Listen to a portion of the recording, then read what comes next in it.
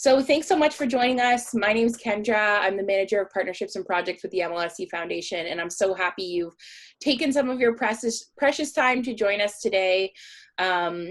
This is a virtual version of our ongoing community learning series where our goal is to connect people, to connect the organizations that we're working with, and help people utilize each other and the different skills and expertise that we have across the board.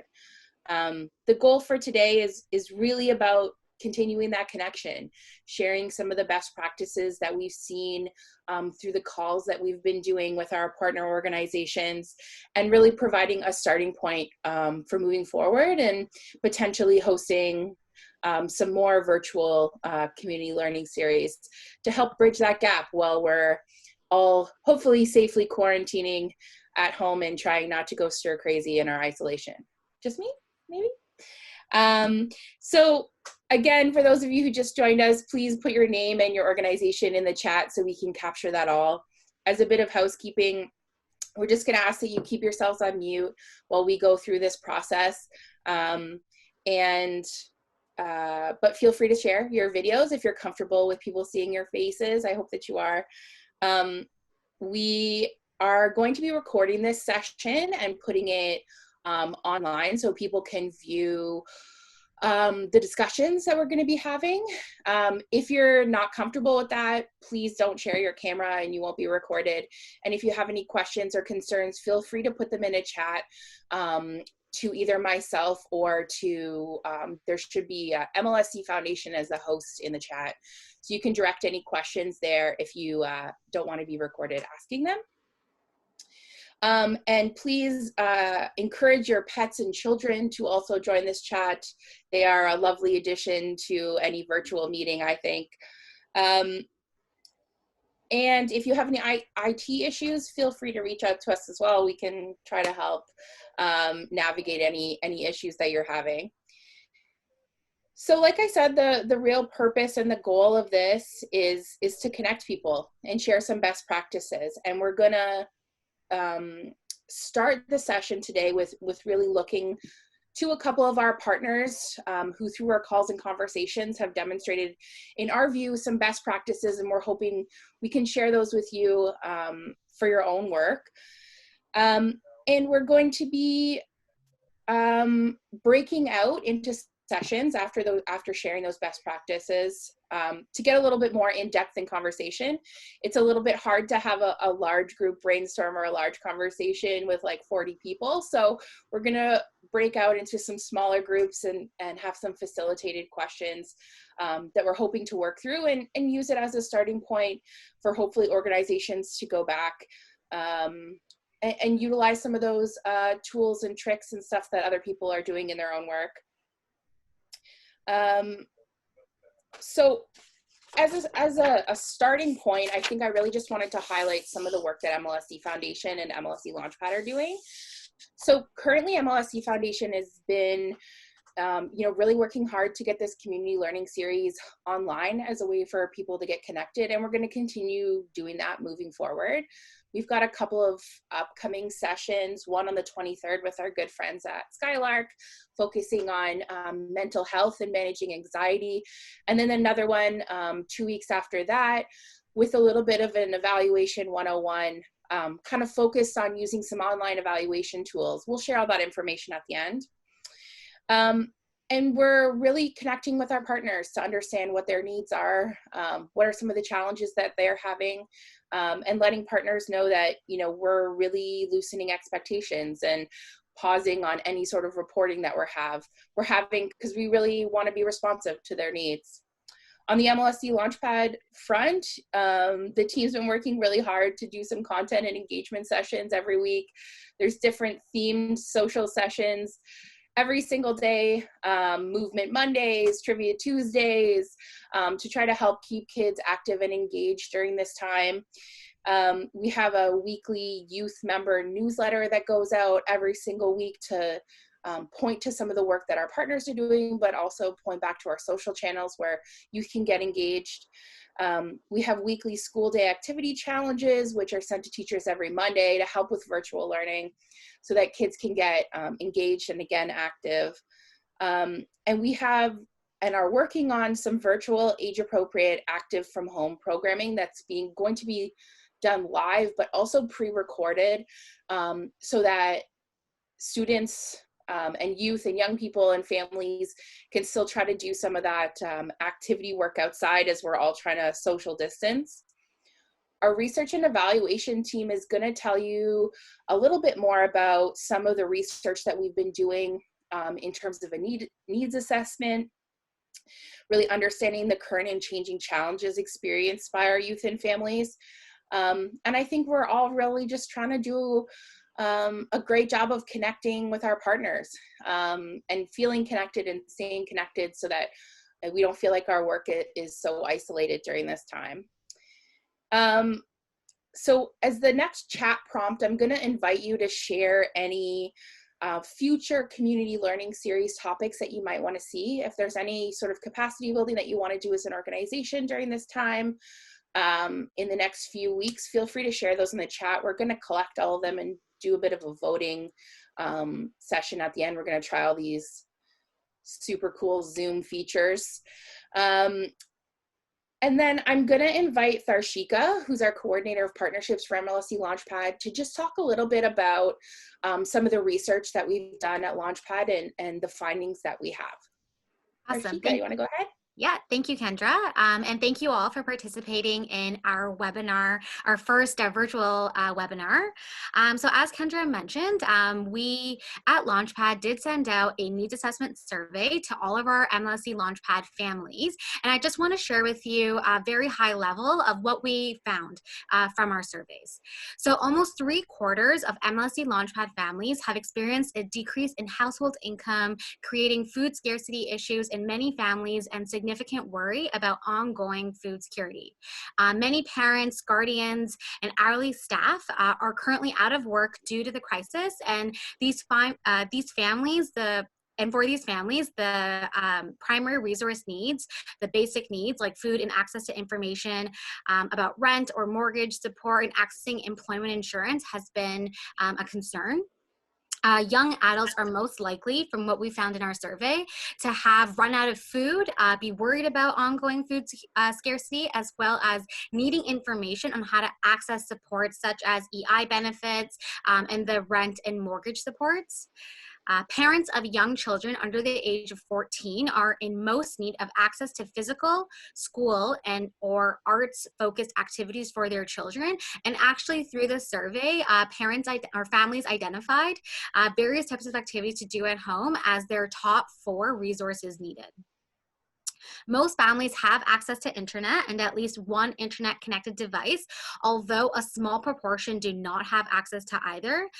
This number is potentially larger than we know from our needs assessment, as this was distributed online. So there's that number that's not accounted for. But families without internet and or at least one device would find it more difficult to respond to the survey. And this minority of individuals will need special consideration for online engagement strategies. So in taking the results from this survey, as Kendra mentioned, at Launchpad, we've come up with different initiatives to help us address some of these needs that were identified and are working on ways to connect with our community and to support some of the other things that families identified through the survey.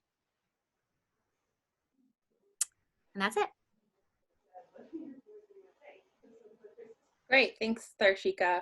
Does anybody have any questions about any of the research that we've done before we kind of move forward?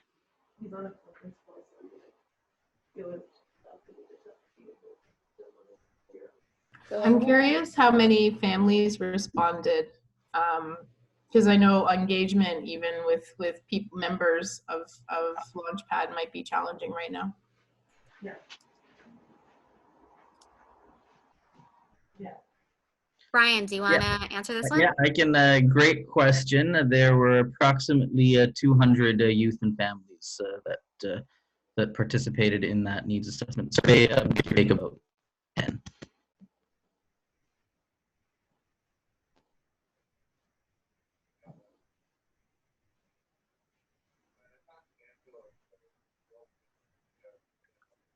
Great. Okay, perfect. Okay, so we're gonna move on. We pulled out some of the themes that we heard from you guys in relation to the survey that you filled out as part of your RSVP. And we're gonna ask some of our partners across the board, both Foundation and Launchpad partners, to speak to some of the work that they've been doing and to share some of the best practices, even some of the challenges that they're facing, but sort of how their organization is responding to those things. So in relation to food security, we're going to ask Food Share and Rosie, who is an educator with Food Share, to talk about what they're doing. So Rosie, please go ahead. Hi, everybody. So yes, I'm an educator at Food Share, which is just a small part of kind of our organization. A big part of our organization is kind of food procurement and delivery of food delivery. So a lot of our teams, our education team at least, have kind of taken a step back and lended our hands to helping the teams that are in need. We've been partnering with other organizations to deliver free food boxes to families all around the city. Different organizations kind of with where they are, but pretty much all over the city. Our biggest issues have kind of been in staff at our warehouse, being able to safely get there to pack food, as well as having drivers that can quickly deliver all the food. So we definitely have way more need than we're able to do. But we've just kind of been trying to work through that. We've had a lot of donations. We've been able to purchase a new vehicle to kind of get more going. But just kind of been also trying to advocate a lot. We're just supposed to be starting our summer gardens where we grow a lot of food. We do a lot of community gardening support, which is even more important now.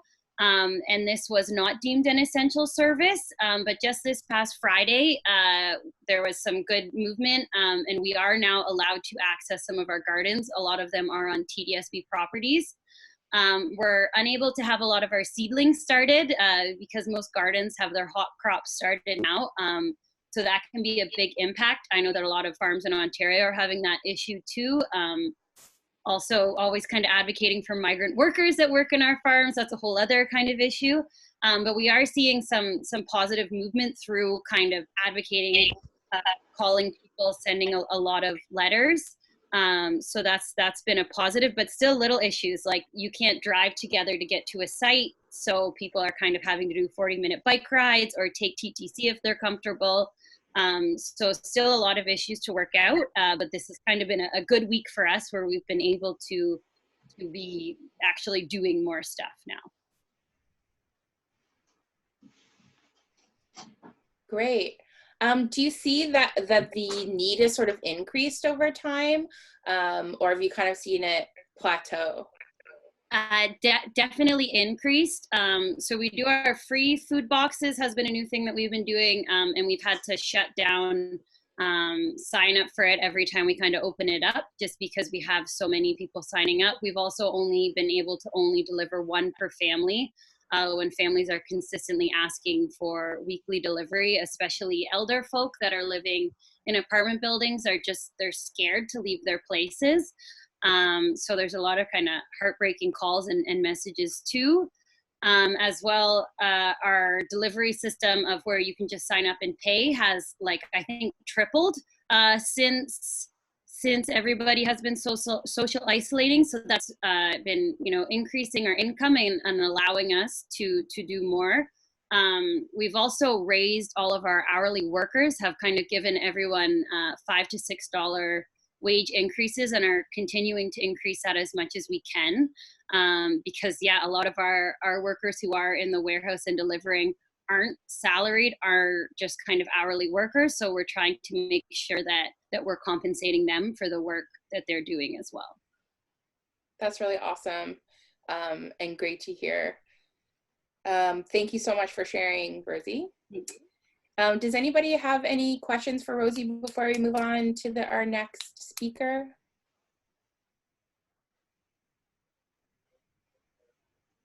There's always a bit of awkward silence before you realize whether people actually have questions or not, and they're trying to figure out how to unmute themselves.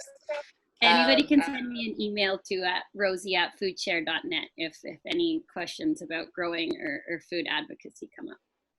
Perfect. And we'll share some of those resources at the end with everybody who RSVP'd for the call. Next, I want to welcome Toyo, who's the executive director of the Lady Ballers organization. She's a grantee of the MLSC Foundation, and she's going to talk a little bit about how they are connecting with the youth in their programs during this social distancing time. Toyo, go ahead. Welcome. Yeah, hi. Thank you for having me. This is pretty awesome to do. So nice to connect with everyone. So our organization is obviously like it's focused on youth and young girls from marginalized communities, economically disadvantaged communities. So this has definitely impacted us because our program is definitely more of in-person based. So we do a lot of like physical health and mental health services in person with the participants, you know, at a location. So that aspect of it has been affected.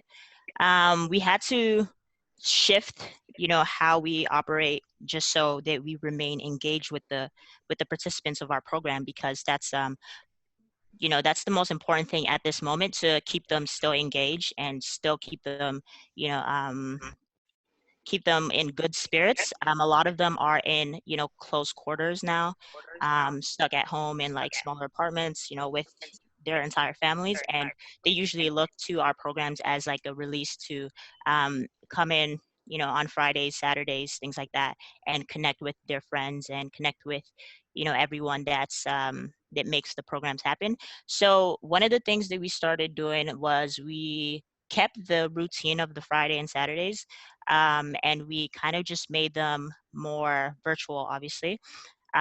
So that looks like, you know, doing group calls on like Google Hangouts, things like that, and just staying engaged. There are games that we play on there as well, just also like checking in, just trying to see how they're doing. We've also switched our content. We're trying to produce more virtual online content. So that looks like our mental health services that we usually do. The sessions are now being recorded and uploaded onto our website.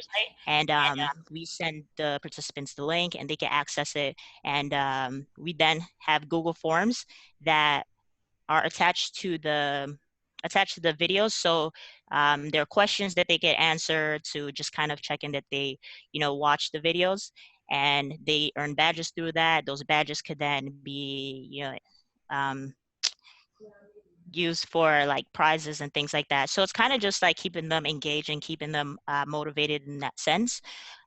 We also have an Instagram challenge that we have right now, and it's a fitness challenge. So I had one of our trainers come up with a fitness challenge. So it's a 6-week fitness challenge. We're hoping that this doesn't go too long, but you know, we're obviously trying to prepare for a long duration of time.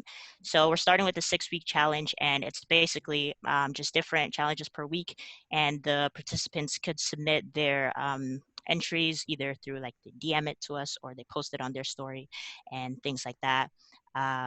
Yeah, so a lot of those things we're keeping with the fitness and mental health aspect. We've also had to recently deliver food to some of the participants because they actually reached out to us and expressed the need for you know, food assistance, which was never really something that we focused on primarily. We were more of the fitness and mental, but just because of the population of people we serve, we know that there will be added just added things that we weren't prepared for. But we also reached out to food banks to kind of help us support that, and went to grab some, you know, some simple things that we can package and give to them as well. And we put them in these buckets that they could then use like to practice like shots and stuff. So yeah, that's basically what we've been doing on our end. Just trying to keep everyone engaged, trying to keep their spirits up, trying to have that point of contact. So if anything goes wrong, or if anything, if their mental health is affected in any way, they could always feel comfortable to continue talking to us about it and continue voicing their opinions on that. Yeah. That's great. It sounds like you're doing a great job of connecting with the youth. How are you feeling like they're responding to your sort of innovative ways of connecting with them? Virtually is definitely more difficult for them because they're obviously used to seeing me every Friday, every Saturday for sure. So even when so this past weekend on Saturday, we went to deliver some of the baskets of food that we had for them, and they were like super shocked to see me, and they, you could tell that they, missed the aspect of everyone, being together.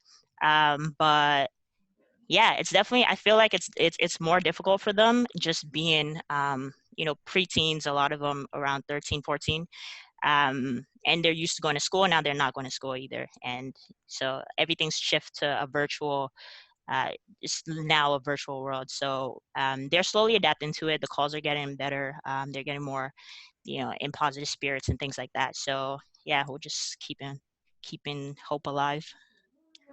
Keeping hope alive. That's the name of the game. I feel like that's that should be the theme of all of our emails, just at the top, the subject line, keeping Yeah, hope for sure.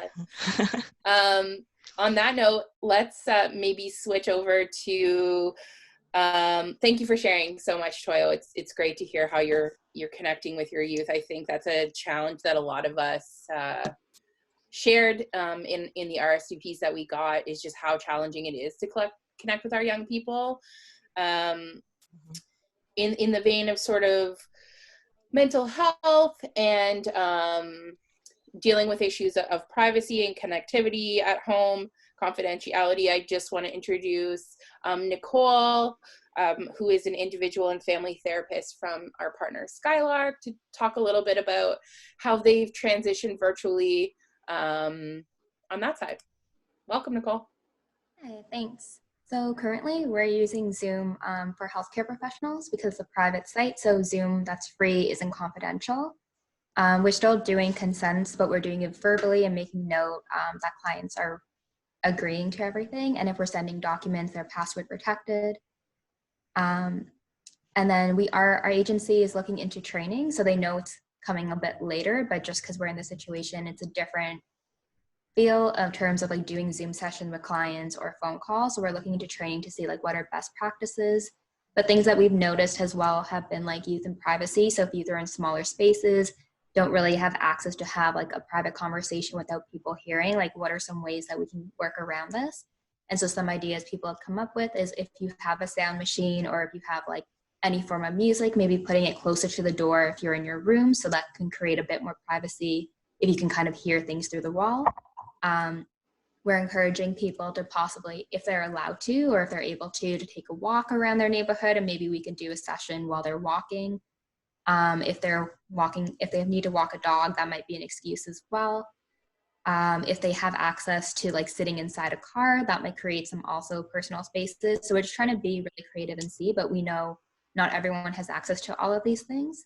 If people don't have access to like Wi-Fi or feel comfortable using Zoom, we were doing phone calls as well. And so with phone calls, when we talk to someone, we're clarifying that if they can say their name, date of birth, and the address. The address has become important just in case of safety concerns. So really emphasizing if they're a repeating client or a client that we're working with, is the address that they're giving us the same address where they're currently at, in case if we do have to make a call for safety or let someone know, we know exactly where they are. In terms of, so we also have a provincial youth outreach worker who's our two-spirited LGBTQ for, I think, the east side of Toronto. So she's also been like talking to youth. She's not a therapist, but she's able to text youth. So one of the things that came up is some families don't know, or some families don't know that youth have come out. And so having a phone call or Zoom conversation can be really tricky in terms of like if people overhear. So they've been able to provide tech support as therapists if we do have, because not everyone has a work phone. So if we do have a work phone, we're able to text and communicate with clients to help them find a space so that we can navigate having conversations or sending resources. We've been collecting a lot of resources as well for parents around things that they can do with their young people, and supports as well. So different websites. So I think Sick Kids came up with a website around just for parents around everything with COVID-19. The studio, which is a group that we usually have at the drop-in style for like LGBTQ spirited youth. They're still trying to increase connection and also recognizing food insecurities. So they've been delivering food to some of the youth and also hosting like Netflix parties, doing games and like chats just so that youth still have a form of connection. And that's everything in terms of what we're trying to do right now at the moment. That's great. It seems like you guys have really been able to kind of pivot and still offer most of the services that you guys were doing in person, which is really awesome. I think we'll share some of the ways that people can engage with your services if they want to share it with some of the youth that they're working with. So we'll send that out in the end in our kind of like info share that we do at the end of the session. So thanks so much, Nicole. Thanks. And I know a lot of one of the themes that came up from a lot of you was just the idea of sort of fulfilling funder commitments during this time. And so we have Jenna Rose Freeman, who's the Associate Director of Strategic Initiatives for the Canadian National Ballet School, who's going to speak about sort of how they're delivering on their mission and impact to meet funder demands during this time. So welcome, Jenna. Thanks, Kendra. Hi, everyone. It's nice to see some very familiar faces and meet some of you that are new to us as well, under extraordinary circumstances, but it's nice to be collected together like this. And my colleagues, Megan Ferris and Anne, are on this webinar as well. So you two feel free to jump in if I'm missing or if you have anything to add.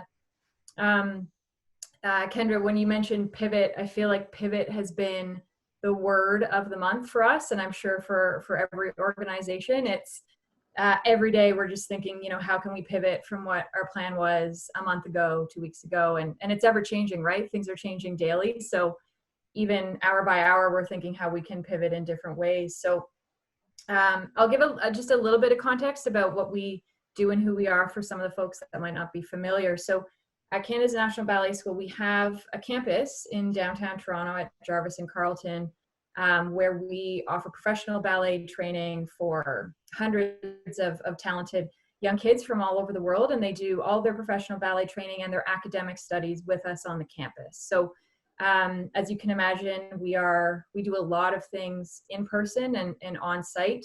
In addition to that program, we rent out our facilities. We offer recreational programs in our studios on evening and weekends. We a lot of artists and small arts organizations use our spaces. So we do a lot on site in person.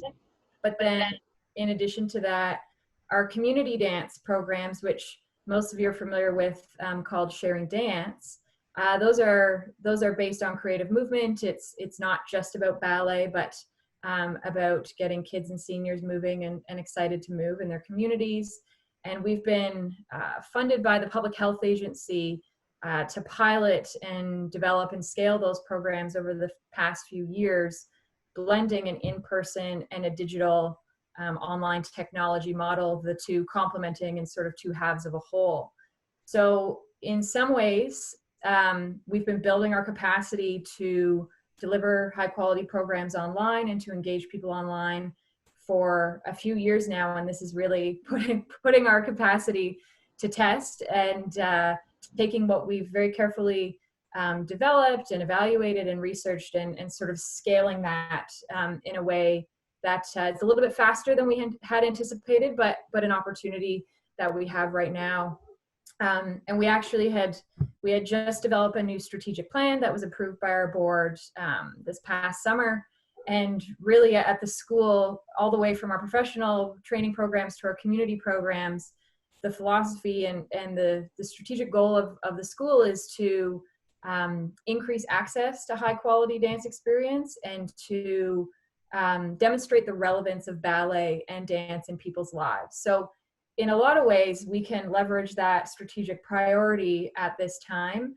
And as I was mentioning before, we've had lots of plans, even in our other programming areas, to get into the digital space. And this crisis, this opportunity has sort of expedited us to get our butts in gear and do that a little more quickly than we had planned, but in a variety of ways. So when it comes to the Public Health Agency, of Canada. They're our biggest supporter, our biggest funder for our community programs, and MLSE. You guys are a huge partner in that program. So there's a lot of partners, a lot of stakeholders involved in that, and how we're sort of pivoting for that piece is, of course, we've had to pause all of our in-person programming that's happening not only in Toronto, but across the country.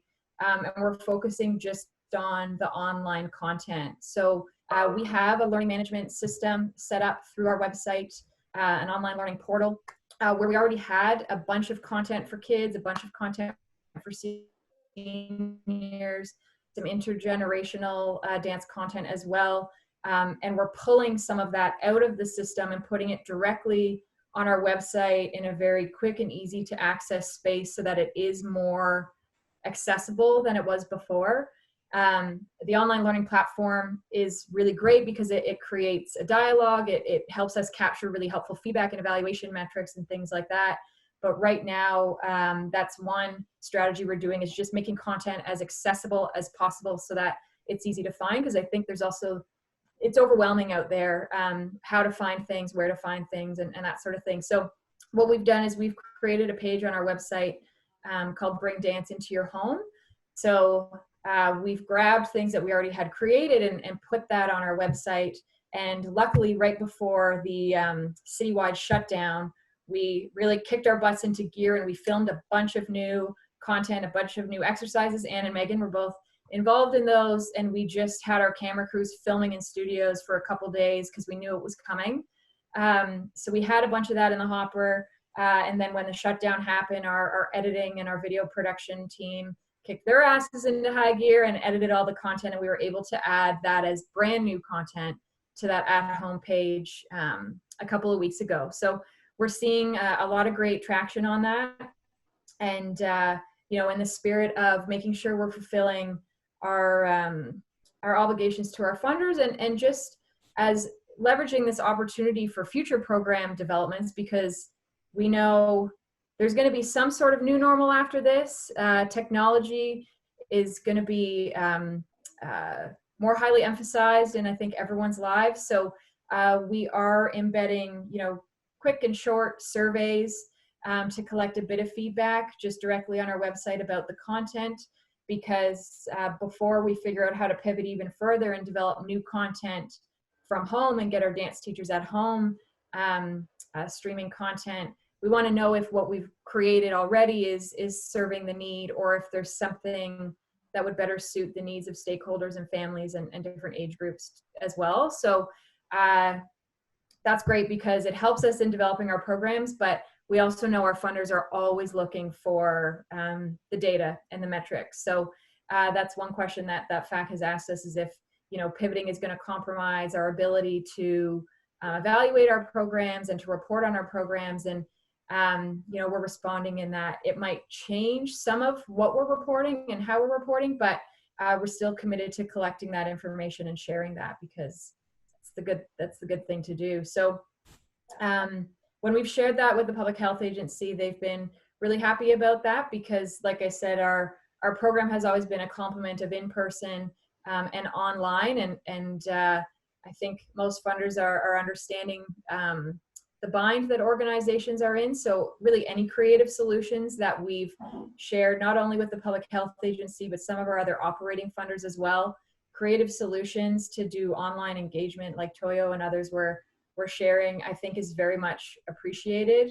And yeah, as much as possible, collecting feedback and evaluation where we can, even if it's just really simple, quick and dirty kind of stuff, it makes a difference. But something we're, you know, further pivoting on now and trying to figure out how we can create a plan around this and do it quickly, but of high quality as well, is how we develop new content while people are completely isolated in their homes.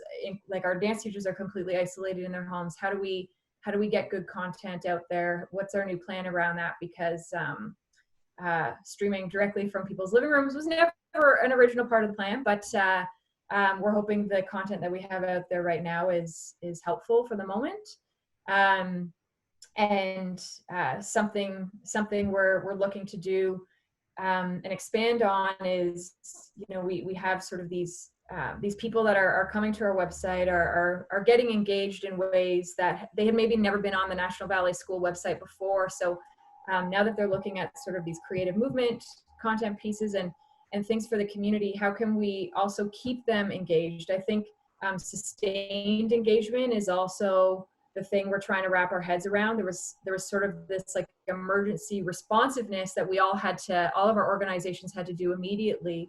But, you know, thinking a couple months out, or, you know, just thinking of all these scenarios of how long this is going to go on, how do we keep people sustained and engaged over the coming weeks, months, who knows? So we're trying to think of ways to bring them further into the world of ballet and show them the connection between movement, dance, community dance, and ballet and other art forms as well. So looking at great opportunities there.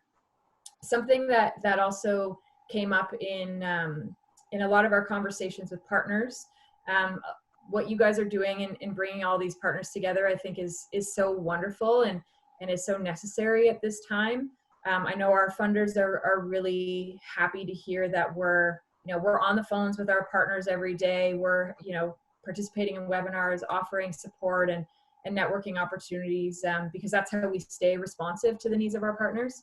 And something that we did hear from the TDSB and from other school boards is that in order for content to be accessible to kids at home or for school boards to be able to promote it and share it, it can't actually have a login for privacy issues for the kids. So pulling that content out of our online learning portals and putting it directly on the website makes it more accessible as part of a learning or an education tool. So that's also something that we're trying to emphasize and connect curriculum links to our content so that it's kind of like this turnkey solution for not only just to plug and play with your kids or for seniors at home, but also how can it be leveraged as a learning tool when we know educators are looking for content and parents are looking for things to entertain their kids that also sort of checks the box for school. So we're trying to think in those ways as well. Yeah, I mean, I think the other thing I'll mention too is that this was our 60th anniversary year at the school. What a memorable 60th anniversary this is going to end up being. But we had a number of special projects and special events and big things planned for this year that were essentially just, we're not communicating that they're canceled. We're postponing them to next year. So we're still committed to picking those back up again. And we're already starting to schedule what that'll look like in a year and a half time. So that's been reassuring for funders as well, to know that we're not just canceling and completely taking away what one of our goals and priorities was, but we are just shifting it based on what timing is going to dictate for us. So yeah, that's a message we're offering to funders, and it's been received very well and supported very well. Awesome. Thanks so much. It sounds like you guys are really pivoting, which is amazing. Yeah. I realized that I didn't ask if anybody had questions for Nicole or for Toyo, and then if anyone has any questions for Jenna before we move on to our breakout sessions. Speak now.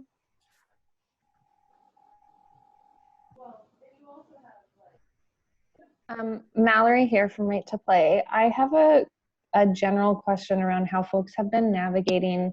There's a lot of content that it sounds like people are posting online, but I'm curious around people are doing any kind of two-way or dialoguing content, and any thoughts you've had around child safeguarding or safety if you're creating chats and engagement that young people are engaging with as staff are kind of all working remotely, and just how people have been maybe creating those experiences or struggling to create those experiences, because all of you sound like you've been doing some different online engagement or virtual engagement.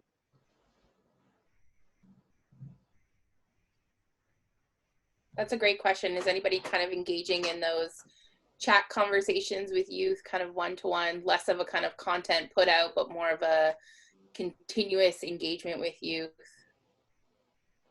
Yeah, I could speak on that a little bit. Sure, go We ahead. definitely, yeah, so like we definitely utilize either Google Hangouts or Zoom or like WhatsApp calls. So the participants that we usually have are participants that have been in our program for a while, and it's like a continuation of the programs that we have ongoing right now.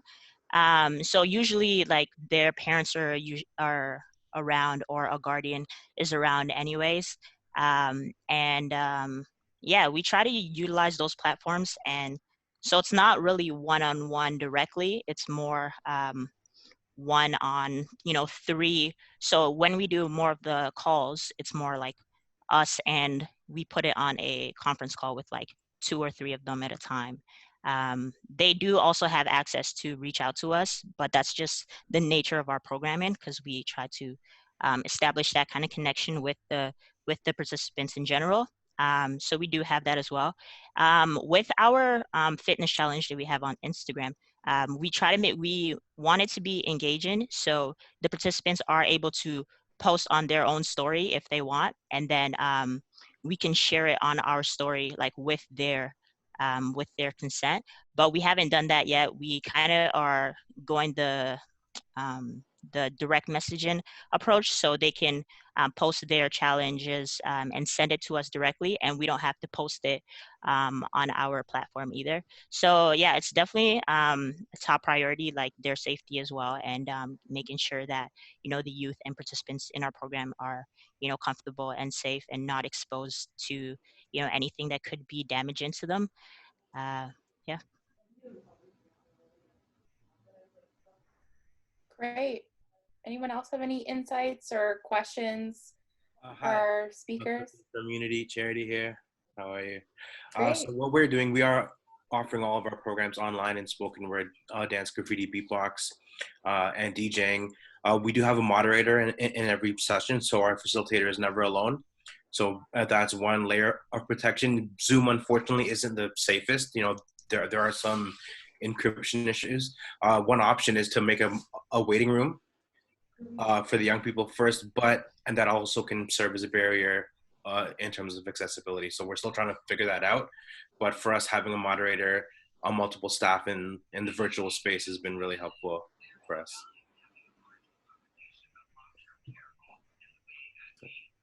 Awesome. Okay, great. Well, we just heard a lot of information. So hopefully people had heard some things that maybe relate back to their business. We're gonna break out into a few smaller groups now to really get into more in-depth conversation. We've prepared some like topical questions, but I think you don't need to stick to them in your groups, and there'll be a staff sort of facilitator, moderator in those groups to kind of help people navigate. But if your conversation goes in a direction that's really helpful, I think the main goal is really just to connect and hear what everyone is doing. So Bri, do you want to split us up into groups, like do your techie thing and like put us in different groups? Let's have some fun. Hi everyone, I think we're all coming back together now. So cool how technology works. I think we definitely lost a few folks, but I think we're almost all back together now. So thanks so much for participating in this session. It was really, really, really awesome to get people together and connect, even in the most virtual way. I think a lot of us, especially in relation to some of the things that I've been hearing and some of the responses from the survey, we're facing a lot of similar challenges. And so as a sort of planning group from MLSC Launchpad and MLSC Foundation, we're really going to be taking those thoughts back and looking at ways that we can help you bridge some of those gaps virtually in upcoming sessions. I wanted to give you a few reminders just before we part for the day. 3 minutes left So our next community learning series is going to be hosted by Skylark. They're going to do a workshop on managing general anxiety during this time. So feel free to join on that. You'll get an email to RSVP to that similarly in the same way that you did before. And just a reminder that we're sort of here to support you. So if you have wins or you have things that you want to get out and share, you know, our social channels are we're always happy to sort of amplify the work that you're doing. We really want to hear those good news stories and those stories of resilience that we talked about and share those with everyone. We think those are really important during this time. And then the third thing that I'll share is that our group's going to work on creating kind of a Google document, a public Google document that puts together a lot of the resources that y'all have been sharing with us, either whether it's your own work that you've been doing and posting to your website, or some of the other resources that we found, and hopefully put it in one location so that you can peruse based on thematic areas and share with your youth if they're relevant. I think there's a lot of people doing a lot of great work, and we just need a place to sort of host all that great work together. And then the last thing I'll do is I'm just going to throw it to my colleague Tharshika, who is going to be running a special event this Friday for girls. So if you have female identified youth that you work with, she can tell you a little bit about Empower Her. Thank you, Kendra. So Empower Her is an event series that we run at Launchpad, where we work with our female leaders from MLSC, and we bring in high school age girls to connect with these MLSC leaders to act as like role models and mentors. And we use sport as a way to kind of teach important topics that are like relevant to girls in that age. So we did have one more event planned, and we've moved this to a virtual event on Friday, and it will be careers in sport. So we're actually going to bring 4 female leaders from MLSC with different positions in the sport and entertainment industry to talk about their careers and inspire girls between the ages of 13 and 25 on developing a career in sport. We will also have a guest speaker from Adidas do a TED Talk style presentation on why it's important to have female representation in the sport industry. So following this webinar, as part of our follow-up, we will send a flyer with the details on how, if you have any female identified youth you think would be interested in benefiting and learning more about careers in sport, that you can share this. Thank you. Perfect, thanks. So thank you all again for spending your precious time with us for the last hour. The last thing that we're going to do, I think, is just pop up a quick poll around future topics, and you can vote on the ones you feel like are super relevant to you. And then otherwise, we'll look for ways to keep connecting in the future. And thank you guys so much. We really appreciate the connection. Have the most amazing rest of your day, and we'll see you soon.